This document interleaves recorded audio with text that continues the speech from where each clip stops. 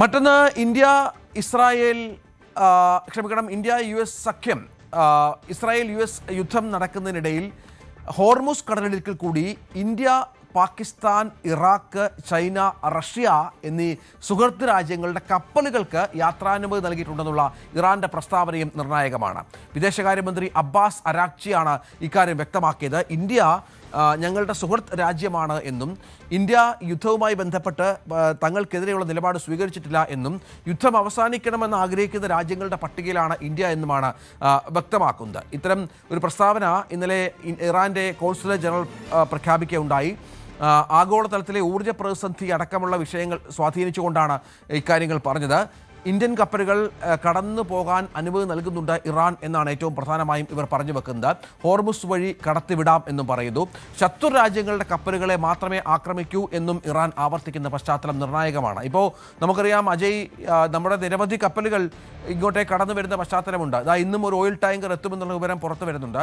അപ്പോൾ നമ്മുടെ നയതന്ത്ര നീക്കം ഇതുമായി ബന്ധപ്പെട്ട് ഇന്ത്യയുടെ ഏതാണ്ട് വിജയിച്ചു എന്ന് വേണം കരുതാൻ.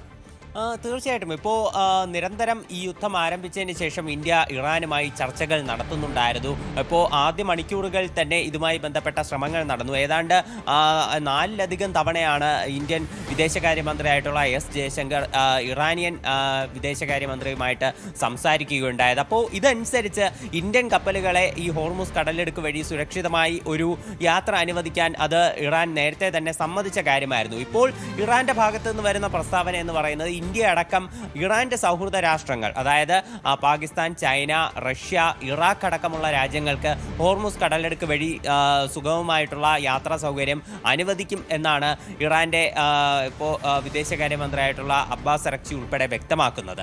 ഇപ്പോൾ നേരത്തെ ഇവിടെയുള്ള ഒരു മോശം സാഹചര്യം എന്ന് പറയുന്നത് ഈ ആക്രമണങ്ങൾ അത് കൂടുതൽ കടുത്തിരിക്കുന്ന പശ്ചാത്തലത്തിൽ ഇതുവഴി സൗഹൃദ കപ്പലുകൾ ആണെങ്കിലും ട്രാവൽ ചെയ്യുന്നത് അത് വളരെയധികം ബുദ്ധിമുട്ടുണ്ടാക്കിയിരുന്നു. പ്രത്യേകിച്ച് ഇറാൻ ഈ പ്രദേശത്ത് മൈനുകൾ ഉൾപ്പെടെ വിതറിയാണ് ഈ ശത്രുക്കളെ നേരിട്ടിരുന്നത്. അപ്പോൾ ഈ ഒരു സാഹചര്യത്തിൽ യുദ്ധം കടുത്തിരിക്കുന്ന സാഹചര്യത്തിൽ ഇന്ത്യയുടെ കപ്പലുകളെ അടക്കം ഇതുവഴി യാത്ര ചെയ്യുന്നത് അത് വലിയൊരു പ്രതിസന്ധിയായിരുന്നു. എന്നാൽ ഇറാന്റെ പ്രത്യേക അനുമതി വാങ്ങിക്കൊണ്ട് തന്നെ ഇത് യാഥാർത്ഥ്യമായി എടുത്തു. മാത്രമല്ല മറ്റൊരു പ്രധാനപ്പെട്ട കാര്യം, ഇറാന്റെ LPG ടാങ്കറുകൾ ഉൾപ്പെടെ ഇന്ത്യയിലേക്ക് ഇപ്പോൾ കഴിഞ്ഞ ദിവസം എത്തിയിരുന്നു. വലിയൊരു ഇടവേളയ്ക്ക് ശേഷമാണ് ഇറാനിൽ നിന്നുള്ള LPG അത് ഇന്ത്യയിലേക്ക് എത്തുന്നത്. അതുപോലെ തന്നെ ഇറാന്റെ ഓയിൽ, അതിനുള്ള അന്താരാഷ്ട്ര ഉപരോധം അത് പിൻവലിക്കപ്പെട്ടതോടെ അതുൾപ്പെടെ ഇന്ത്യയിലേക്ക് എത്തുന്ന ഒരു സാഹചര്യം ഉണ്ടായിരുന്നു. അത് മാത്രമല്ല ഇന്നിപ്പോൾ എത്താൻ പോകുന്നത് ജഗ്വസന്ത് എന്ന് പറയുന്ന ഒരു LPG ടാങ്കറാണ്. അത് ഇന്ന് ഇന്ത്യൻ തുറമുഖത്ത്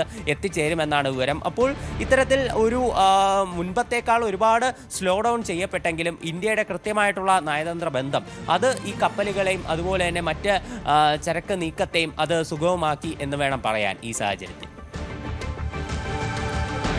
അജയ്, സുധ, ബിജുവാണ് വിവരങ്ങൾ പങ്കുവച്ചുകൊണ്ടിരിക്കുന്നത്. കൂടുതൽ വാർത്തകൾക്ക് News 18 Keralam YouTube channel subscribe ചെയ്യുക.